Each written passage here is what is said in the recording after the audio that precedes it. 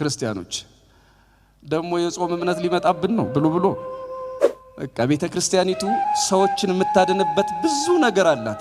ገዳምን አብያተ ክርስቲያናትን ለመርዳት በግልጽ ቋንቋ ማር አለ ማር ግዙ፣ እዚህ ንብ ያለበት ነው እንደዚህ ነው ብሎ መሸጥ ይቻላል። በረከት ነው ብሎ መሸጥ ይቻላል። እምነት ነው ብሎ መነገድ ግን የቤተ ክርስቲያንን ሥርዓቶች ዝም ብሎ እንዲሁ አርቲስቲክ ለማድረግ ነው። ይሄ ፈጠራ እዚህ አይሰራም።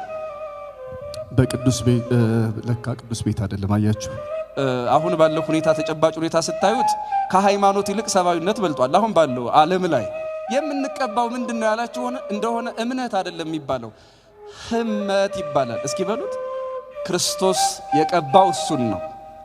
እና አሁን አንዳንድ ገዳማት አብያተ ክርስቲያናት የሚቀባም የሚበላም ነገር እየሸጡ ነው እንደ እምነት ብለው። ያው የአዲስ አበባ ሀገረ ስብከት ወይም ሌላም ቦታ ከሆነ ሀገረ ስብከቶቹ እንዲህ አይነቱን ነገር ስርዓት ቢያስይዙት ጥሩ ነው። ለምን መሰላችሁ? አሁን ለምሳሌ ረቡዕ ዓርብ አሁን ጾም ነው አይደለም? አሁን እዛ ብትሄዱ እምነቱ አይሰጣችሁ ነው? ይሰጣል። ይሄ ፈጠራ የሚሰራው ሌላ ቦታ ነው። አሁን ወንድሞቻችን እህቶቻችን በዘመሩበት በነሱ ሙያ ላይ የሆኑ ኩል ቀለም ምናምን ይፈልጋል ስራዎቻቸው ላይ አዳዲስ ፈጠራዎች።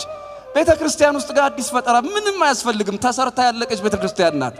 የምንድንበት ህመት አለን። እናንተም እንዲያው ከቤተ ክርስቲያናችሁ ውጪ የሆነ ነገር ሲመጣ አልተለመደም፣ ይሄ በቤተ ክርስቲያን መምራን አልሰማነውም ብላችሁ እንዲህ አይነቱን ነገር ማስቆም ነው። እንዲሁ ግር ብሎ መሄድ ጥሩ አይደለም። አንዳንዶቻችሁ እርግጠኛ ነኝ ድነንበታል እኮ ልትሉ ትችላላችሁ። እዚህ ውስጥ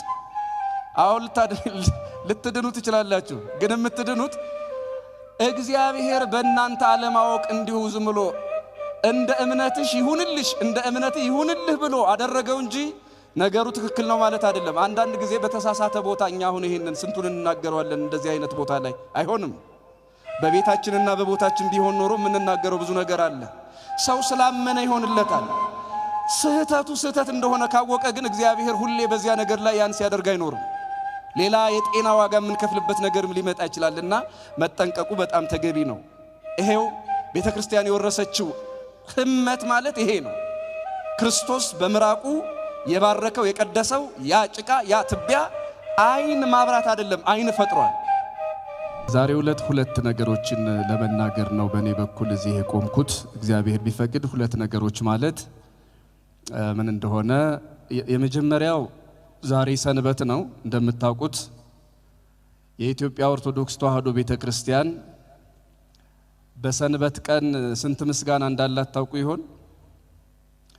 በአንድ ሰንበት 52 የተለያየ ምስጋና አላት ቅድስት ቤተክርስቲያን። ስንት አይነት አልኳችሁ? 52 የተለያየ ምስጋና አይነት አላት ቤተክርስቲያን በአንድ እሁድ።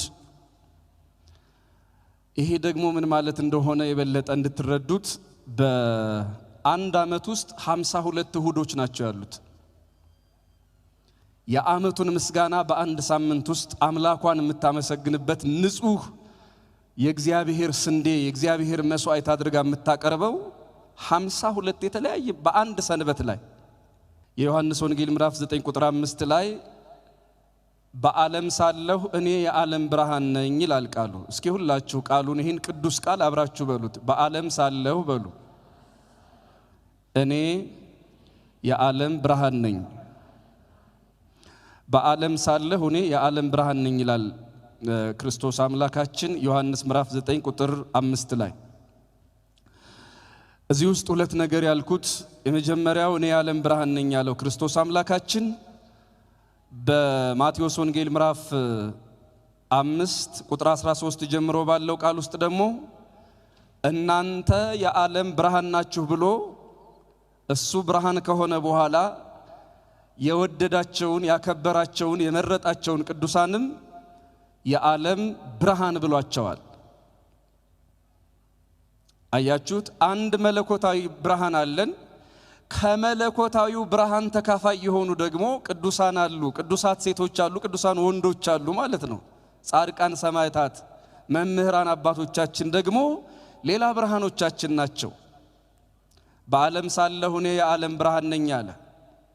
እሱ መለኮታዊ ብርሃን ነው። እሱ እግዚአብሔራዊ ብርሃን ነው።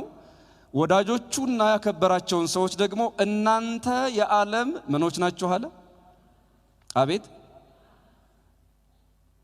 እንደ ኢትዮጵያ ኦርቶዶክስ ተዋሕዶ ቤተክርስቲያን ትምህርት ለእግዚአብሔር ብቻ የምንሰጠው አለ፣ ለእግዚአብሔርም ለሰውም የምንሰጠው ነገር አለ። እኛ አይደለንም ራሱ ነው።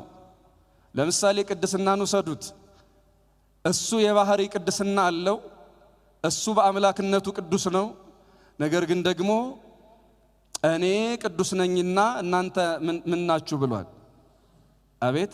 እናንተም ቅዱሳን ሁኑ ብሎ ቅድስናውን እንኳን ለነሱ ሰጥቷቸዋል። ምን ማለት ነው? ብቻ የሚባል ነገር እግዚአብሔር ላይ ምን እናገርለታል? ብቻ ብለን አምላክ ብቻ እሱ ነው። ቅዱስ ብቻ ግን እሱ አይደለም። የባህሪ ቅድስና ያለው እሱ ነው። የባህሪ ክብሩን በጸጋ ለሰዎቹ ከሰጠ በኋላ ግን ቅዱሳን ሰዎችም አሉን ማለት ነው። የባህሪ ብርሃንነት ያለው እሱ እግዚአብሔር ኢየሱስ ክርስቶስ ነው። ነገር ግን ደግሞ እሱ የባህሪ ብርሃንነቱን ለወዳጆቹ ለቅዱሳን ሰጠና እናንተ የዓለም ብርሃን ናችሁ አለ። እና እናንተ የዓለም ብርሃን ናችሁ ካለ በኋላ እናንተ የዓለም ብርሃን ናችሁ ያላቸውን ሐዋርያት እንዲህ ካለ በኋላ እሱ የዓለም ብርሃን ሆኖ ክርስቶስ አምላካችን ብርሃናችሁ በሰው ፊት ይብራ ብሎ ነበር። እስኪ ይህንንም ቃል አብራችሁ በሉት። ብርሃናችሁ በሉ እስኪ በሰው ፊት ይብራ። ተመልከቱ፣ እሱ የሰጠን ብርሃን አለ። ከዛ እሱ ብርሃን ሆኖ እኛን ብርሃን ካረገ በኋላ ብርሃናችሁ በሰው ፊት ይብራ አለ። ጥቂት በሰው ፊት ብርሃናቸውን ስላበሩ የጥበብ ሰዎች፣ አርቲስቶች፣ ባለሀብቶች፣ የሚዲያ ሰዎች፣ በልዩ ልዩ አገልግሎት ላይ ያሉ አገልጋዮች በዚህ ጉዳይ ላይ ማለት ከመቄዶንያ አንጻር ያያችሁት እንደሆነ ብርሃናቸውን በደንብ አብርተዋል። ብርሃናቸውን ሰጥተዋል። ገንዘብ ብቻ አይደለም ብርሃን፣ ጉልበት ብርሃን ነው፣ ዕውቀት ብርሃን ነው፣ ሚዲያ ብርሃን ነው፣ ጊዜን መስጠት በራሱ ብርሃን ነው። ብርሃናችሁ በሰው ፊት ይብራ ተባለ እና በተለይ ሀብታቸውን ሰጥተው ዋጋችን ምንድነው ለሚሉ ሰዎች መጽሐፍ የሚለውን ለመናገር ያህል ነው። እነሱ የሀብታቸውን ብርሃን ለድሆች ከፈነጠቁ በኋላ ሕይወት ለጨለመባቸው ሰዎች፣ ሕይወት ጭጋግ ውስጥ ላከረማቸው ሰዎች አለንላችሁ የሚል የተስፋ ብርሃን ለፈነጠቁ ሰዎች ከአምላካቸው ከክርስቶስ የወረሱትን ብርሃናቸውን በሰው ፊት ላበሩ ሰዎች መጽሐፍ እንዲህ ይላል። ሰሎሞን እንጀራህን በውሃ ላይ ጣለው። እስኪ ይህ አዳራሽ ድምጽ ይቀማ ይመስለኛልና የምትሰሙኝ ከሆነ አብረን ነው የምንለው። እንጀራህን በምን ላይ ጣለው? በውሃ ላይ ጣለው፣ ከብዙ ጊዜ በኋላ ታገኘዋለህ ይላል። ከብዙ ጊዜ በኋላ ምን ትለዋለህ? ታገኘዋለህ። እንጀራን በውሃ ላይ መጣል መቼም ውሃው መልሶ ይከፍለኛል አይባልም። ውሃ የበላው መልሶ ይበቅላል ወይ ደግሞ እንደገና አገኘዋለሁ የምንለው ነገር አይደለም። ሰሎሞን ስለ በጎ ስራዎች ሲናገር፣ ስለ ምጽዋት ሲናገር፣ በጎ ስለማድረጋችን ሲናገር እንጀራህን በውሃ ላይ ጣለው አለ። ብድር ለማይከፍል የኔ ቢጤ የሰጠኸው እንደሆነ ብታበላው የማያበላህ፣ ብታጠጣው የማያጠጣህ፣ ብታለብሰው መልሶ ምድራዊ ብድር የማይመልስልህ እሱ ላንተ ውሃ ነው። ምድራዊ ዕዳውን ምድራዊ ብድሩን መልሶ ራሱን አይከፍልህም። ከብዙ ዘመን በኋላ ታገኘዋለህ ማለት ሰማያዊ ዋጋ ሆኖ ታገኘዋለህ ማለት ነው። ስለዚህ ምናልባት በዚህ በጎ ስራ ላይ የተሳተፉ መሳተፍ ላይ ያሉ ሰዎች እንጀራቸውን በውሃ ላይ እየጣሉ ናቸው። በውሃ ላይ የተጣለ እንጀራ ከብዙ ጊዜ በኋላ ይገኛል አለ። አምላክህ እግዚአብሔር ለፍርድ ሲመጣ እንደምታውቁት በማቴዎስ ወንጌል ምዕራፍ 25 ቁጥር 31 ጀምሮ አንተ በእኔ አምነሃል እያለ አይጠይቅም። ማመን መሰረት ነው። ለፍርድ ሲመጣ አምላካችን አዎ ያላመኑትን ይፈርድባቸዋል። ግን ደግሞ ተመልከቱ፣ ባላመኑት ላይ ከሚፈርደው ባሻገር ብራብ አላበላኸኝም፣ ብጠማ አላጠጣኸኝም፣ ብታረዝ አላለበስከኝም ብሎ ከመንግሥተ ሰማያት የሚያባርራቸው አሉ። አንዳቸውም የእምነት ችግር እንዳለባቸው ሲወቀሱ አላየናቸውም። ማቴዎስ 25 ቁጥር 31 ላይ ያሉ ሰዎች ሁሉም የወደቁት ኢየሱስ ክርስቶስ ጌታ ነው ስላላሉ አይደለም፣ አምላክ ነው ስላላሉ አይደለም። አምላክነቱን የማመን ጌትነቱን የማመን ችግር የለባቸውም። ማቴዎስ 25:31 ላይ በግራ በኩል የተሰለፉ ሰዎች የነሱ ችግር የተራበን ማብላት አያጸድቅም፣ የተጠማን ማጠጣት አያጸድቅም ብለው ዛሬ ላይ የምዕራቡ ዓለም እንደሚሆነው ማለት ነው። ጽድቅና ርህራሄ ቻሪቲ ነው፣ በቃ ከመልካም ሰውነት የሚመጣ እንጂ ሰማያዊ ዋጋ የለውም ብለው የሚያስቡ ናቸው። ሰማያዊ ዋጋ ከሌለው ሰው ደግሞ ለምን በጎ ስራ ይሰራል? በእርግጥ እኛ ሀገር አሁን ባለው ሁኔታ ተጨባጭ ሁኔታ ስታዩት ከሃይማኖት ይልቅ ሰብአዊነት በልጧል አሁን ባለው ዓለም ላይ። ምክንያቱም ሃይማኖት አረመኔነትን አላስተውም። ሃይማኖት አለን የሚሉ ሰዎች ጋሻ ጃግሬ ምንድነው ጦር ይዘው ገጀራ ይዘው መሳሪያ ይዘው ሰውን የሚገሉ የሚያሳድዱ ከሆኑ አንድ ስሙን የማላስታውሰው ካናዳዊ ጸሐፊ ሃይማኖት ጨካኝ ያደረጋቸውን ሰዎች ስልጣኔ ደግ ያደርጋቸዋል ብሎ ነበር። ዘመናችንን በደንብ ያየ ጸሐፊ ይመስለኛል። ወይ አላህ ብለን የምናምን ሰዎች የሚያምኑ ሰዎች ኢየሱስ ብለው የሚያምኑ ሰዎች ናቸው ምድር ላይ በብዛት። ሌላው ለጊዜውን እንተውና አንድ እግዚአብሔር ብሎ የሚያምን ሰው አንድ አምላክ ብሎ የሚያምን ሰው እግዚአብሔር የለሽ ከሆነ ማህበረሰብ በልጦና የበለጠ ሰላም የበለጠ ፍቅር የበለጠ ረድኤት በረከት አግኝቶ መኖር ነበረበት።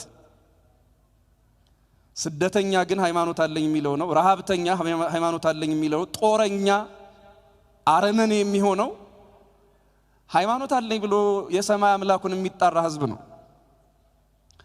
ሃይማኖት የሌላቸው አብዛኛውም እንደ ዘመኑን ራሱ ሲያሰሉት እንደምታውቁት ፖስት ክርስቲያኒቲ ይራያሉ የሚጠሩት ድህረ ክርስትና እየተባለ የሚጠራ ዘመን መጥቷል። ታውቁታላችሁ። ከክርስትና በኋላ ያለ የስልጣኔ የምናምን ዘመን የሚሉት አምላክ የለሽ ሆነው አምላክ አለን ከሚል ህዝብ የተሻለ ህይወት ለምን ነው የሚኖሩት? እና አንዳንድ ጊዜ እውነት ነው ሃይማኖታችን በሰው ፊት የሚበራ ብርሃን ካላሳየ ምንም ጥቅም የለው ምንም። እና ደግነት፣ ርህራሄ፣ ቅንነት፣ ለሰው ማዘን ሃይማኖት አለን ከሚሉ ሰዎች ይልቅ ሃይማኖት አልባ በሆኑ ሰዎች በቃ ስንዴ ተራብን ስንል ቀቅለው ስንዴ የሚልኩልን እላቂ ጨርቅ የሚልኩልን ምናምን እነሱኮ አሁን ሃይማኖት የለሽ በመሆን ላይ ናቸው። አንዳንድ አብዛኞቹም በተለይ አውሮፓው እንደምታውቁት ነው። ምን ማለት ነው? ይሄንን ማነሳው እኔ አሁን እዛ ያነጻጸርኩኛል ለማንቆለጳጳስ አይደለም፣ ራሳችንን እንድንፈትሽ ነው። እሱ ምንድነው?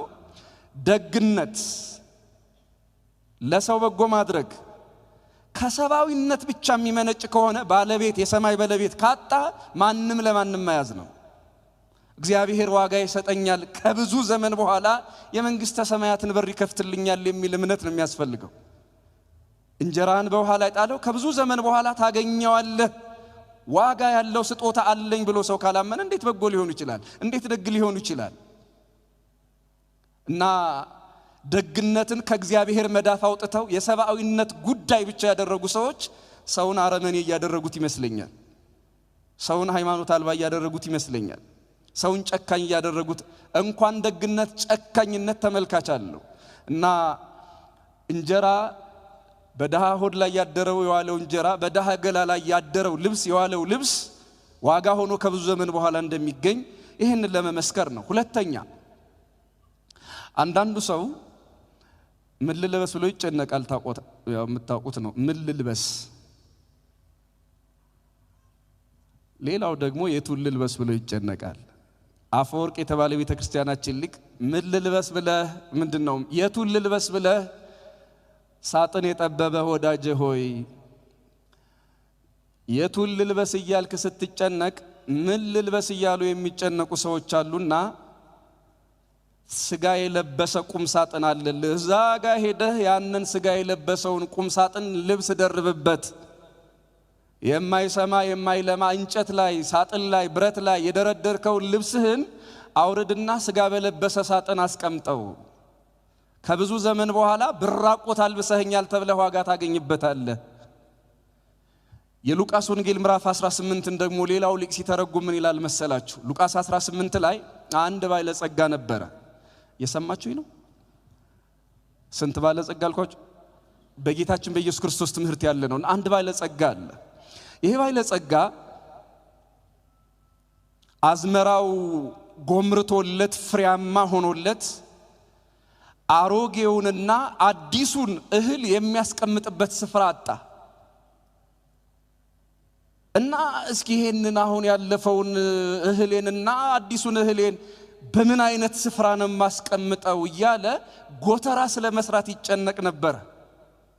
አዲስ ጎተራ ስለመስራት እና ሊቁ ምን ብሎ ይመልስለታል? ለዚህ ጭቁን ባለ ሀብት፣ ራሱን የጨቆነ ባለ ሀብት፣ ጌታዬ አንተ አዲስ ጎተራ ለመስራት ትጨነቃለህ ያለፈው ሀብት ስላላለቀ፣ ነገር ግን በሆዳቸው የበሉት ያለቀባቸው ባዶ የሆነ የድሆች ሆድ እሱ ባዶ ጎተራ ነውና የት አስቀምጠዋለሁ የምትለው እህልህን፣ የት ላስቀምጠው የምትለው ጥሪትህን የድሆች ሆድ ላይ ሄድና አስቀምጠው። ከብዙ ዘመን በኋላ ዋጋህን ታገኘዋለህ። ብር አብልተኸኛል፣ ብጠማ ጠጥተኸኛል፣ ብራቆት አልብሰኸኛል የሚል ዋጋ ሆኖ መንግሥተ ሰማያት ትገባበታለህ። አዲስ ጎተራ ስለመስራት አታስብ። አዳዲስ ረሃብተኞች አሉልህ፣ መንገድ ላይ ውጣና እዚያ አስቀምጠው፣ ክፉ ቀን ትሻገርበታለህ ይላል። ስለዚህ በጎ ማድረግ ከብዙ ጊዜ በኋላ እኛ አድራጊዎች በረሱት ጊዜ መልሶ የሚከፍል ዋጋ እንጂ ሚዲያ ላይ ተጨብጭቦለትና ተነግሮ የሚቀር ከንቱ ነገር እንደሌለ፣ በእግዚአብሔር ስም የተሰጠው እያንዳንዱ ነገር ምድር ላይ ተወርቶለት እንደማይቀር ይህንን ለመመስከርና ለመናገር ነው። ወደ ሁለተኛው እና የመጨረሻው ትምህርት ሲሻገር ርዕሳችን ምን ነበር? በዓለም ሳለሁ እኔ የዓለም ምንድነኝ ነበር? እስኪ እንደገና በሉት። በዓለም ሳለሁ እኔ የዓለም ብርሃን ነኝ። ዛሬ እንዲህ ብርሃናቸውን ባበሩ ሰዎች እነሱን ለማመስገን የተዘጋጀ መርሃ ግብር እንደመሆኑ ብርሃንነት ምን ዋጋ እንዳለው ይሄን ከተናገርኩ፣ አሁን ደግሞ የክርስቶስን ብርሃንነት በትንሹ ተናግሬ ትምህርቱን እቋጫለሁ። ክርስቶስ አምላካችን የዓለም ብርሃን ነው። በዮሐንስ ወንጌል ምዕራፍ 9 ቁጥር 1 ጀምሮ እስከ መጨረሻው ያለው ታሪክ አንድ አይነ ስውር ሆኖ ስለተወለደ ታሪክ ይናገራል። አይነ ስውር ሆኖ የተወለደ ሰው ነበረ። ይሄ በጣም አስደናቂ ነገር ነው። ከተወለደ በኋላ አይደለም አይኑ የጠፋ፣ ገና በእናቱ ማህፀን አይን የለውም። ይሄን ሰው ክርስቶስ ድንገት በመንገድ ላይ ያገኘው። ይደንቃል። አያይም፣ ክርስቶስ አየው። አያይም፣ ማናየው አልኳችሁ? አቤት! አይቶ አያቅም። አይቶ አያውቅም ብቻ አይደለም ታይቶም አያቅም። አሁን በሰዓት ምክንያት እማል ነግራችሁ ከኋላ ከስር ታሪክ አለው። ታይቶ እንደማያውቅ ማስረጃ አይኑ ካየ በኋላ ወላጆቹን ሄደው ይሄ እናንተ ልጅ ነው አሏቸው አይሁድ። ምክንያቱም አያውቁትማ። መንገድ ላይ ቆሞ የጎልማሳነቱን ጊዜ ሲጨርስ እነሱም አላዩትም እሱም አላያቸው። ታይቶም ማያውቅ ነበር። ግን ክርስቶስ አየው። ዛሬ ቤተ ክርስቲያን እሱን ታስበዋለች። ማናየው አልኳችሁ? የዓለም ብርሃን ነውና ወደ ጨለማ ወደ ዋጣቸው የነፍስም የሥጋም ጨለማ ወዳለባቸው ሰዎች ሄደና ይሄንን አይነ ስውር አገኘው። ከዚያ ደቀ መዛሙርቱ እንዲህ ብለው ጠየቁት ክርስቶስ አምላካችንን፣ ጌታ ሆይ ይሄ ሰው ዕውር ሆኖ የተወለደው በራሱ በደል ነው ወይስ በወላጆቹ ኃጢአት ነው ብለው ጠየቁት። የመለሰውን ብዙዎቻችሁ ታውቃላችሁ። በሱ ኃጢአት አይደለም፣ በወላጆቹ በደልም አይደለም። ነገር ግን የእግዚአብሔር ሥራ በሱ እንዲገለጥ ዕውር ሆኖ ተወለዳላችሁ። የእግዚአብሔር ሥራ በሱ እንዲገለጥ የማን ሥራ? የእግዚአብሔር ሥራ በሱ እንዲገለጥ ምንድነው ሥራው እመለስበታለሁ። ቀጥሎ ይሄንን ካለ በኋላ ቀን ሳለ የላከኝን ሥራ ሠራ ዘንድ ይገባኛል፣ በዓለም ሳለሁ እኔ የዓለም ብርሃን ነኝ አለና ወደ መሬት ምራቁን እንትፍ አለ። ምራቁን ተፋ ክርስቶስ አምላካችን ምራቁን ተፋና ለወሰው። ይሄንን ሰውም አይን አልነበረውም። የጠፋ አይን አይደለም ያለው፣ በነገራችን ላይ ያልተፈጠረ አይን ነበር ያለው። ይሄንን ጭቃ መጣና የአይን ስዕል ሳለበት። ሂድና በሰሊሆም መጠመቂያ ተጠመቅ ወይም ታጠብ አለው። እስኪ ይችን አብራችሁ በሉ። ሰዓት ካለ ትንሽ ነካታለሁ። ሂድና በሉልሲ በሰሊሆም መጠመቂያ ታጠብ። ታጠብ ማለት ተጠመቅ ማለት ነው። በዚህ አገባብ በዚህ አውድ ሂድ አለው። ሄደ፣ እያየ ተመለሰ ይላል። ምን እያለ ተመለሰ? አቤት! ብዙ ጊዜ የምናውቀው እኛ ጠበል ሲያድን ነው። በነቢያትም የምናውቀው ለምሳሌ በሁለተኛ ነገሥት ምዕራፍ 4 ምዕራፍ 5 ላይ ባለው ታሪክ ንዕማንን እናውቃለን። ጠበል አድኖታል፣ ዮርዳኖስ ፈውሶታል። ኢየሱስ ክርስቶስ ለምንድን ነው በሰሊሆም መጠመቂያ ብቻ ታጠብ ያላለው ይሄን ሰው? ታምራቱ እንደነ ኤልሳ ነው እንዳይባል ነው። ኤልሳ በምራቁ አላዳንም። ኤልሳ በምኑ አላዳንም? አቤት! በምራቁ አላዳንም። ወደ ጠበል ግን ሰውን መርቶ አድኗል። መድኃኔ ዓለም ኢየሱስ ክርስቶስ ግን ምራቁ እንኳን አፈር ሲነካ አፈርም ምራቁን ሲነካ መድኃኒት እንደሆነ አይን የሚፈጥር አይንን የፈጠረ አምላክ መሆኑን ለማስረዳት አይኖቹን በምራቅ የተለወሰ ጭቃ አምጥቶ ቀባ። ምንድነው? የአይኑ ቦታ ላይ ማለት ነው። የአይን ስዕል ሳለ። ሄደ በሰሊሆም ተጠመቅ አለው። የተቀባውን ጭቃ ሲያጥበው አይን ሆነለትና እየተመለሰ ነው የሚለው። ክርስቲያኖች ሁለት ነገሮች እዚህ ውስጥ እናነሳለን። አንደኛ አምላካችን ክርስቶስ ጥንትም ሰውን ከጭቃ የፈጠርኩት እኔ ነኝ ሲል ይሄን ሰው ምራቁን በጭቃ ለውሶ አይን ፈጠረለት። ጥንቱን አዳምን ከአራቱ ባህሪያት ሲፈጥር ከአፈር የፈጠርኩት ሰውን እኔ ነኝ ማለት ነው። ሁለተኛ በውሃ ወይም በጥምቀት ብቻ አድኖት ቢሆን ኖሮ ይሄ አይነ ስውር ሆኖ የተወለደው እነ ኤልሳ ያድኑት እንደነበረው ማዳን፣ እነ ኤልሳ ይፈውሱት እንደነበረው መፈወስ ነው እንጂ የኢየሱስ ክርስቶስ የተለየ ፈውስ አይደለም ይባል ነበር። አሁን ግን ማዳኑ ጌትነቱ ከነቢያት የበለጠ የነቢያት አምላክ መሆኑን ለማስረዳት ነቢያት ባላደረጉት መንገድ ክርስቶስ አይን ሲሰራየ ነው ማለት ነው። ስለዚህ ከዚህ በፊት እንደነበረው የውሃ ጥምቀት አይደለም አይን የፈጠረ፣ ጭቃና ምራቅ ነው አይን የፈጠረ። ምንና ምን አልኳችሁ? አቤት! አሁን እኔ የዓለም ብርሃን ነኝ አለ። የዓለም ብርሃን የሆነ ክርስቶስ ጭቃው ላይ ወይም አፈር ላይ ምራቁን ሲተፋ ወይም ደግሞ አፈር ላይ ምራቁን አድርጎ ለውሶ ግንባር ላይ አይን ሲስል ተመልከቱ። ጭቃ ብርሃን ሆነ። ጭቃ ምን ሆነ? አቤት! ጭቃ ብርሃን ሆነ። ምን ነክቶት ንገሩኝ እስኪ? አቤት! የማን ምራቅ ነክቶት? የኢየሱስ ክርስቶስ ምራቅ ስለነካው ጭቃ ብርሃን ሆነ።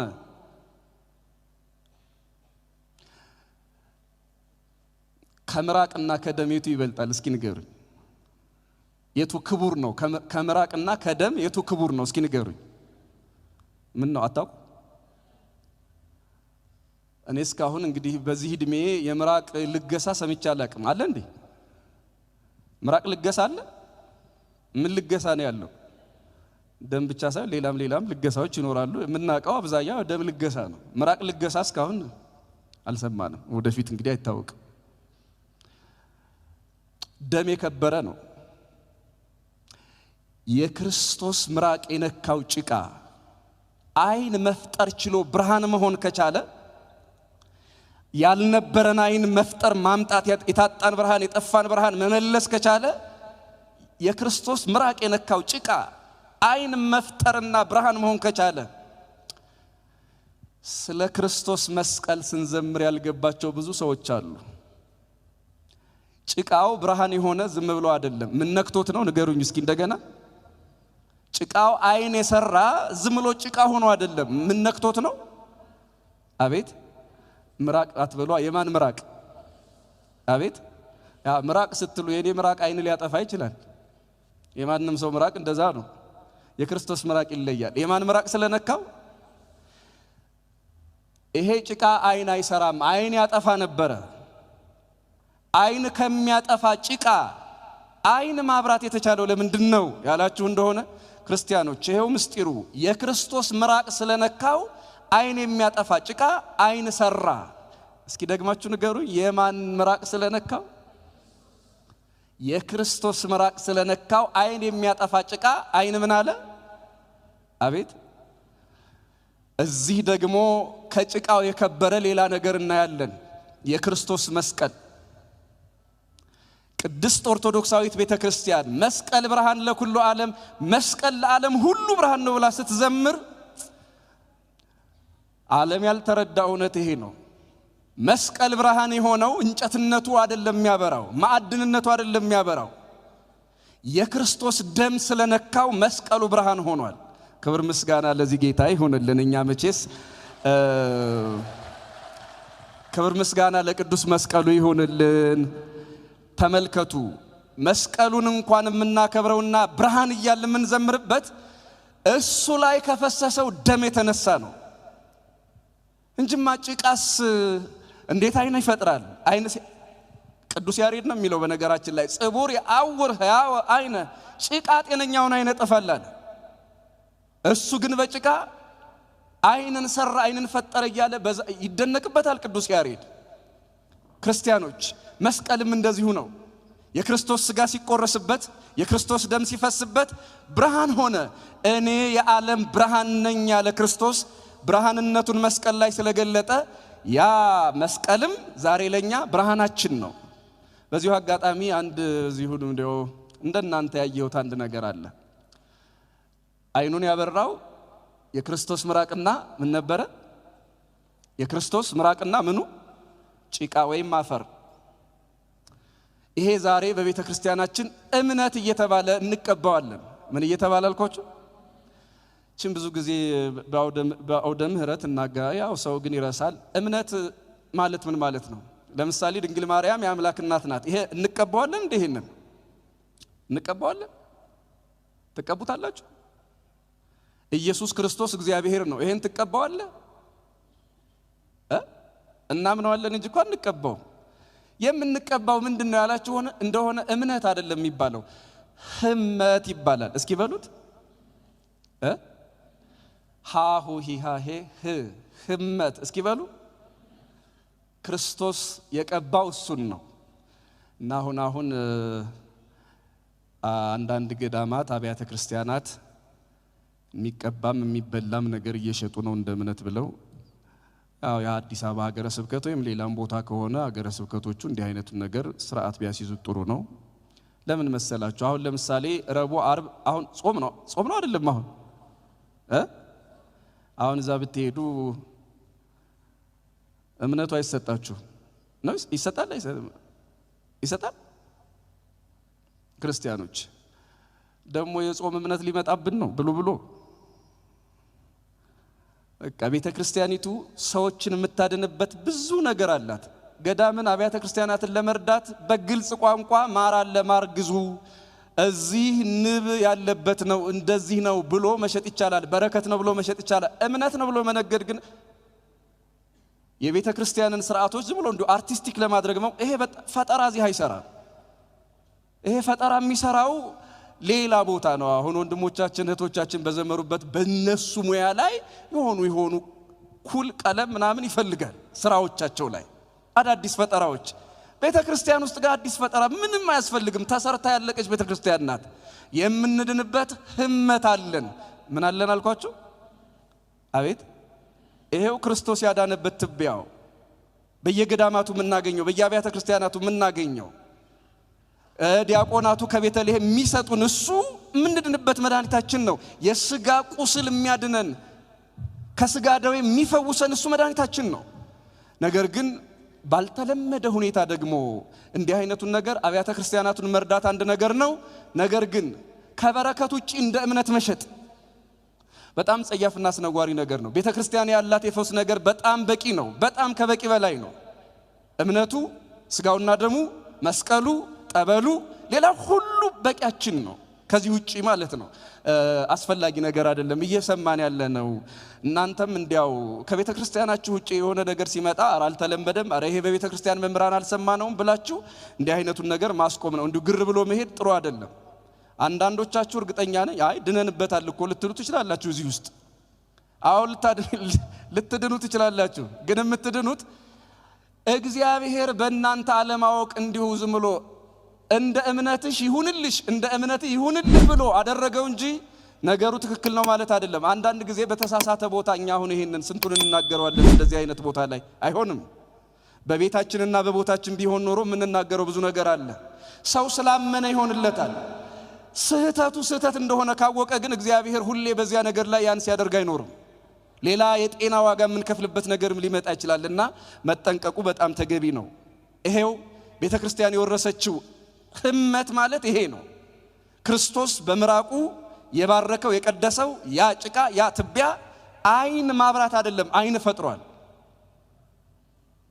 እኛም ክርስቶስን የዓለም ብርሃን የምንለው ለዚህ ነው። አጥፊ በሆነ ነገር በተናቀ ነገር ርካሽ በሆነ ነገር እኛን ማዳን መቻሉ ነው። ጭቃ ያድናል አለልም፣ ክርስቶስ በጭቃ ያድናል። በቃ ይሄን እናምናለን። መስቀል ዝም ብሎ ከራሱ መድኃኒት ሊሆን አይችልም። ክርስቶስ ግን በመስቀል አዳነን። ስለዚህ መስቀልን ብርሃናችን አልነው። ብርሃን ስለተሰቀለበት፣ ብርሃን የሆነው ደሙ ስለፈሰሰበት፣ ብርሃን የሆነው ስጋ ስለተቆረሰበት የክርስቶስ መስቀል ለኛ ብርሃናችን ነው ማለት ነው። ሌላው እዚህ ውስጥ የምናየው ነጥብ ክርስቲያኖች እናንተ የዓለም ብርሃን ናችሁ አለ። እኔ የዓለም ብርሃን ነኝ አለ። ቀጥሎ ደግሞ እናንተ የዓለም ብርሃን ናችሁ።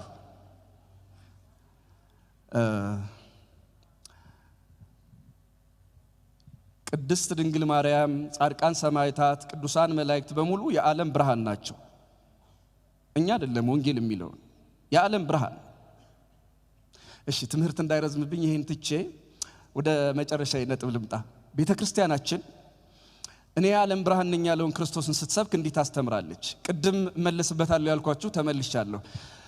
ይሄ ኃጢአተኛ ሆኖ ተወልዶ ነው ልጁ ወይስ ደግሞ በወላጆቹ ኃጢአት ነው አይነ ስውር የሆነው ከእናቱ ማህፀን ጀምሮ ብለው ሲጠይቁት በሱ ኃጢአት በወላጆቹ ኃጢአት አይደለም፣ ነገር ግን የእግዚአብሔር ሥራ በሱ እንዲገለጥ ነው አለ ክርስቶስ። ምን ማለት ነው? ክርስቲያኖች የክርስቶስ ሥራ በሱ እንዲገለጥ ነው፣ የእግዚአብሔር ሥራ በሱ እንዲገለጥ ነው ማለት ይሄው አምላክነቱ ጌትነቱን ክርስቶስ ገለጠ። ደግሞ ሂድ በሰሊሆም መጠመቂያ ተጠመቃለው። ይደንቀኛል ክርስቲያኖች፣ በጣም ነው የሚደንቀኝ። አይነ ስውር እኮ ነው።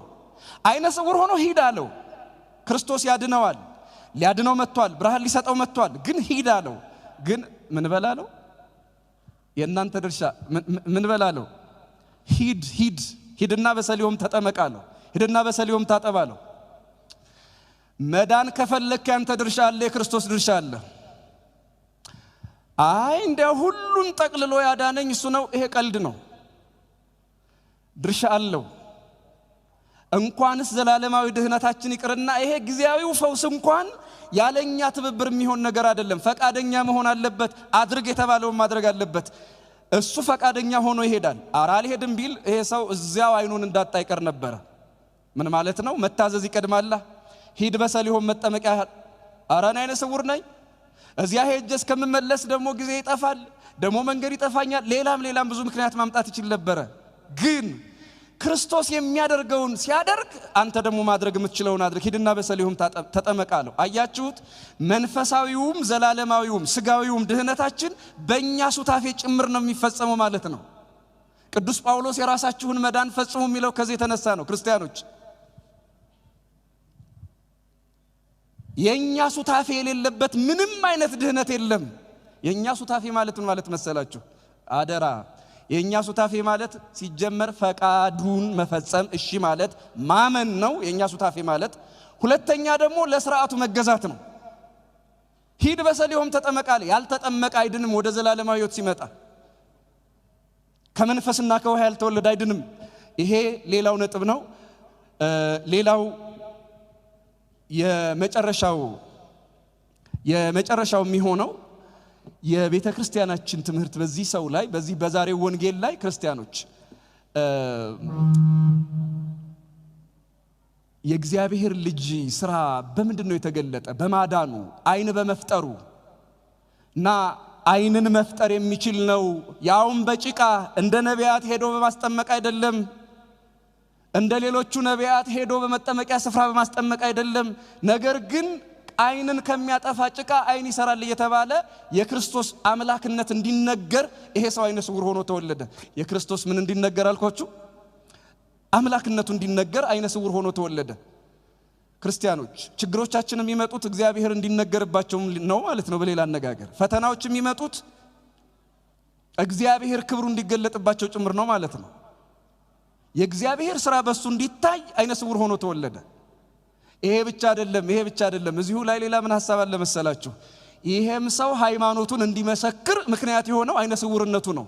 ምን ሆኖ ማን ነው ያዳነህ ብለው ይጠይቁታል አይሁድ ተሰብስበው። እንዲህ ብሎ ይመልስላቸዋል። አንብቡት እናንተ በቤታችሁ።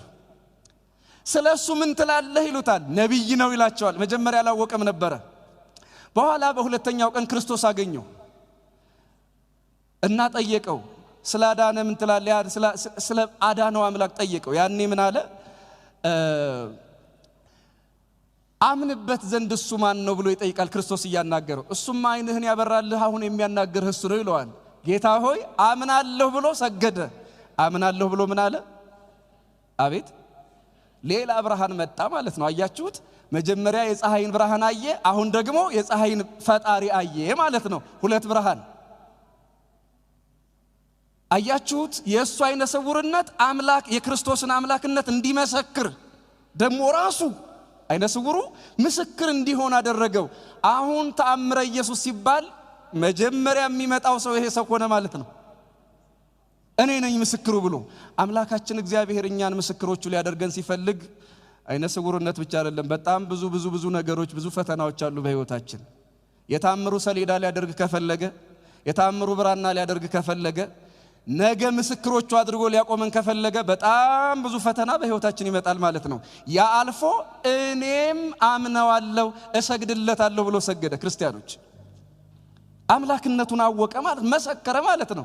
እና አይነ ስውር አይን ያላቸው ማየት መሰከሩ። ክርስቶስን ሊገሉት አይደል? እንዴት በሰንበት ይሄንን ያደርጋል? እንዴት በሰንበት ብርሃን ይሰጣል ብለው ከሰሱት እኮ አይን ያላቸው ሰዎች። አይን የሌለው ሰው ግን ችግር የነበረበት ሰው ግን የተረሳው ሰው ግን እኔን ያገኘኝ እኔን ያየኝ እናንተ ባላያችሁኝ ጊዜ እኔን የተመለከተኝ እሱ ጌታዬ ነው ብሎ ሕይወቱን መሰከረበት። ክርስቲያኖች አምላካችን የነበረብንን ችግር ከቀረፈልን በኋላ ምስክሮቹ ሊያደርገን የሚፈልግ ከሆነ የማይመጣብን ፈተና የለም። በምንችለው ልክ ፈተና ይመጣል።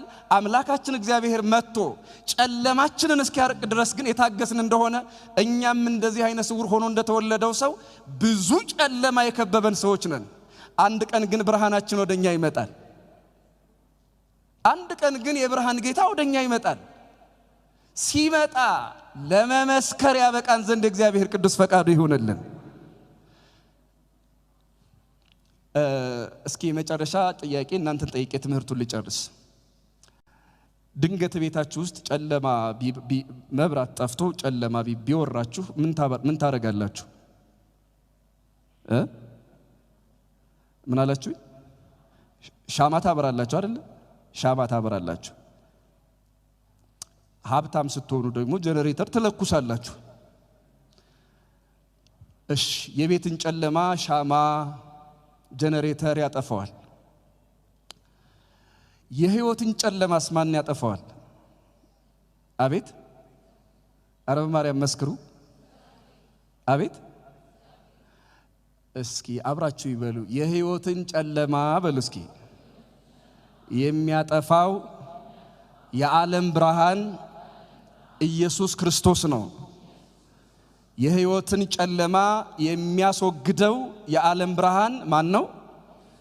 እኔ በዓለም ሳለው የዓለም ብርሃን ነኝ ያለው ጌታ ግን ሻማ የማያጠፋውን ብርሃን ምንድነው? ጨለማ ጀነሬተሮቹ ወይም ደግሞ ራሷ ፀሐይ የማታጠፋውን ጨለማ ሊያጠፋ የሚችል ጨለማውን ሊያርቅ የሚችል የህይወትን ብርሃን የሚሰጥ ማን ብቻ ነው? ክርስቲያኖች። በባህርይ አምላክነቱ ኢየሱስ ክርስቶስ ነው። ግን ደግሞ የሕይወታችንን ጨለማ የሚያርቁ ሌላ ብርሃኖች አሉና፣ ሌላ ኩራዞች አሉና። እንደምታውቁት ጨረቃ የራሷ ብርሃን የላትም። ብርሃኗ ከፀሐይ ነው የሚመጣው አይደለም እንዴ? ከፀሐያቸው ከኢየሱስ ክርስቶስ ያገኙትን ብርሃን የሚያመጡ ደግሞ እናንተ የዓለም ብርሃን ናቸው የተባሉ ጻድቃን ሰማዕታት አሉ።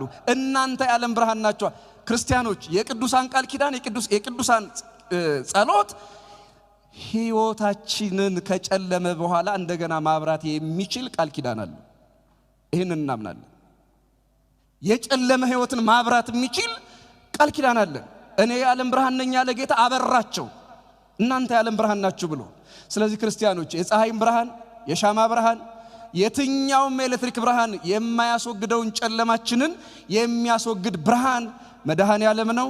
ሁለተኛ ደግሞ እሱ ያበራቸው እሱ የለኮሳቸው መለኮታዊ ብርሃኑን ያጎናጸፋቸው ወዳጆቻችን ጻድቃን ሰማዕታትም የኛ ብርሃኖቻችን ናቸው። ክብር ምስጋና ለእናቶቻችን፣ ክብር ምስጋና ለቅዱሳን አባቶቻችን፣ ክብር ምስጋና ቅዱሳን ጻድቃን ሰማዕታትን ብርሃን አድርጎ ለሾመልን ለአምላካችን ለእግዚአብሔር ይሁንልን። እናንተ የዓለም ብርሃን ናችሁ ያላቸው ጌታ እኔ የዓለም ብርሃን ነኝ ብሎ ነው። እሱ ብርሃን ሆነ፣ እነሱን ብርሃን አደረገ። ክርስቲያኖች ኢየሱስ ክርስቶስን የኦርቶዶክስ ቤተክርስቲያን ብርሃን ስትለው ስጋውን በልታ ደሙን አጠጥታ ነው። አሁንም ጥያቄ ጥያቄ የመጨረሻ ጥያቄ ነበር የመሰለኝ። ሁለተኛ ጥያቄ አለ ለእናንተ። አንድ ሰው ርቦት ምግብ አቅርባችሁለት ብላ ነው የምትለው እየው ነው የምትሉት? እስኪ ንገሩኝ። አቤት ምግቡን ቢያየው ረሃብ ይጠፋለታል? አቤት ምግብ አቅርባችሁለት ይሄ እንጀራ ማለት የተገዛው ከምንጃር ሲሆን የበቀለው የታረሰው ደግሞ ከንትን እያላችሁ የጤፍ ታሪክ ብትነግሩት የራበው ሰው ረሃቡ ይጠፋለታል? አቤት በፍጹም ሊጠፋለት አይችልም። ረሃቡ የሚጠፋው ምን ሲሆን ነው? ስለ እንጀራ የተሰበከ ሰው እንጀራን ጠግቦ አያውቅም። የሕይወት እንጀራ የሆነ ክርስቶስን ጌታ ነህ አምላክ ነህ ብቻ ብለን ማንቀር የሕይወት እንጀራ የሆነውን ክርስቶስን አብልታ አጠጥታ ብርሃንነቱን የምትመሰክር ኦርቶዶክሳዊት ቤተክርስቲያናችሁ ናት። ክብር ምስጋና ለዚህ ቤተክርስቲያን ይሁንልን። ክርስቶስ የሕይወት ውሃ ነው። አንድ በውሃ ጥም የተቃጠለን ሰው አምጥታችኋል። እንግዲህ የውሃ ማለት H2O ሲኖረው H ማለት ምንድነው? አንድ ሃይድሮጅን ስንት ነው ደግሞ? ኦክሲጅኑ 2 ነው። እንደዚህ እያላችሁ ብታብራሩለት የጠማው ጥማት ይጠፋለታል? አቤት የጠማው ጥሙ የሚጠፋለት ምን ሲሆን ነው? አቤት እኛ ስለ ኢየሱስ ክርስቶስ ዝም ብሎ ማህሌት ቆሞ በማደር አይደለም፣ ቅዳሴ በመቀደስ አይደለም። ኢየሱስ ብሎ በዝማሬና በቅዳሴ በመናገር ብቻ አይደለም ክርስቶስ የምታውቀው። የሕይወት ምንጭ ሆነውን ክርስቶስን ጠጥታ ነው ብርሃንነቱን የምትመሰክረው። በዚህ ቤተክርስቲያን ስለሰበሰበን አምላካችን እግዚአብሔር ስሙ የተመሰገነ ይሁን። እኔ በዓለም ሳለሁ የዓለም ብርሃን ነኝ። እንግዲያውስ ሕይወት በጨለመ ጊዜ የምንለኩሰው ብርሃናችን መድኃኔ ዓለም ክርስቶስ ነው። ስጋውን አብልቶ ደሙን አጠጥቶ ቃሉን አሰምቶ ብርሃናችንን የሚያመጣልን ጨለማችንን ገፎ የሚጥልልን ብርሃናችን መድኃኔ ዓለም የጨለመች ሀገራችንን ጦርነት ያጨለማት ጥላቻ ያገረጣት የእርስ በርስ ጥላቻ ድቅድቅ ጨለማ ውስጥ የፀሐይ ብርሃን የማያርቀው ጨለማ ውስጥ የከተተን እኛን መድኃኔ ዓለም ብርሃን ሆኖ ያብራልን። ስብሐት ለእግዚአብሔር።